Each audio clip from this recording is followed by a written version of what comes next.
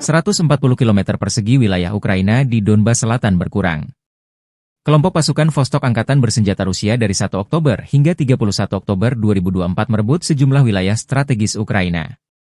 Selama periode ini, unit pasukan Vostok Rusia bersama unit-unit Timur Jauh menerobos pertahanan musuh di pinggiran dan di Dobrovolye, alias Epiphany, dengan cepat menduduki Zolotaya Niva, menduduki Shahterskoye, Yasnaya Poliana dan Novoukrainka, dan juga memastikan pendudukan Katerinivka oleh unit-unit yang berdekatan dan mendekat ke Elizavetovka.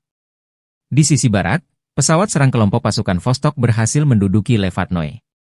Secara total, lebih dari 140 km persegi Donbas Selatan dibebaskan pada bulan Oktober 2024, demikian keterangan video relawan Timur Jauh Rusia 3 November. Konflik Rusia dan Ukraina memasuki tahun ketiga, belum ada tanda-tanda kesepakatan damai dua kubu.